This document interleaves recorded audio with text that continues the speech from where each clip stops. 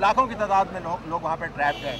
हम सिर्फ आपको एक नज़ारा दिखाना चाहते हैं कि ये गाड़ी जब आती है और जब ये गाड़ी जाती है तो वहाँ पर हालात क्या होते हैं। हम उस जगह पे जा रहे हैं जहाँ पर अभी तक कोई कैमरा टीम नहीं पहुँची और सैलाब की जो तबाहकारियाँ हैं वो लोगों को अभी तक नज़र नहीं आई।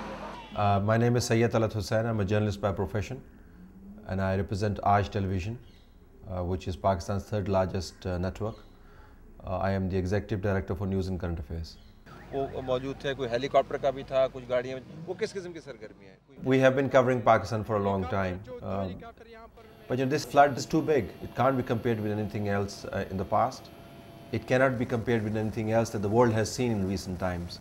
Imagine your backbone being completely subsumed by water. River Indus is to Pakistan what Nile is to Egypt.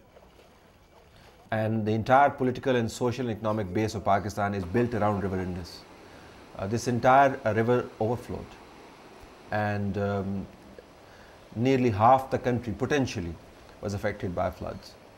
And the sheer consequence of water getting into people's homes, destroying infrastructure, land, agriculture, it was too big. Water hides tragedy. Water does not create spectacular imagery like the earthquake does. There are no dead bodies, and if there is rubble, it is underwater. So initial response I thought was somewhat disappointing. People first didn't grasp the reality of the floods. But when the images were repeatedly relayed of people stranded and families moving, it's the desperation of the internally displaced that was writ large over the screens that motivated people. And people started to donate. But they did not donate to government. They wanted to donate to local NGOs, whoever they could trust. And I think that only tells you how low the government's credibility has been in all of this, and how central to triggering the donation spree or donation spirit has been the role of smaller organizations.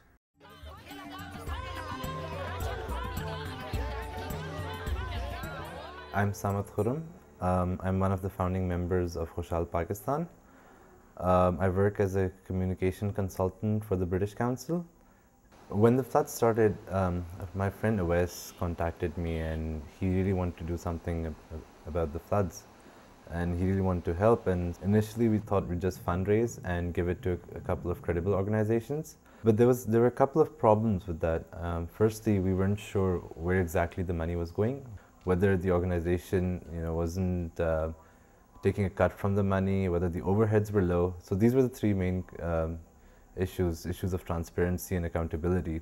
So we started a couple of projects. We went and set up a soup kitchen close to Islamabad, and that was the first project that we did, and it went out pretty well. And since then, we've been doing multiple projects. They're saying that until we fulfill their claims. Basically, Khushaal Pakistan is a couple of my friends working with me.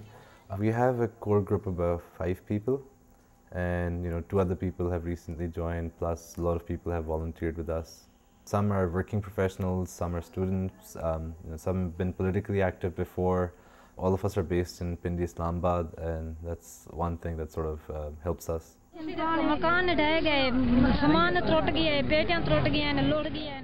So far we've been focusing on immediate relief. We've provided families with food, tents, with blankets, quilts and blankets. We've been to about 11 different areas, and we have raised more than $100,000.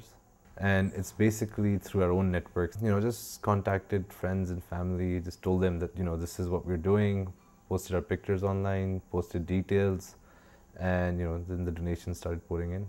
One thing that helped us a lot was because we had a PayPal account.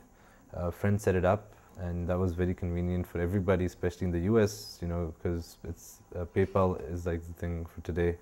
Since we're young, we've been used to this technology for a while. It's always a younger generation that's SMSing, that's texting, that's using Facebook.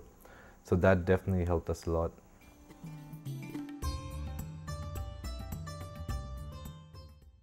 The biggest challenge was to arrange for relief in Balochistan. First of all, there are security issues in Balochistan, particularly for Punjabis. So, arranging police security for them, trying to figure out my transportation, because everybody was advising me not to go by road. So, getting permission in the army helicopter, then going there, identifying locations, making sure that the delivery was smooth and it wasn't repeated to the same family. So we had food for 500 families. The food is expected to last a month.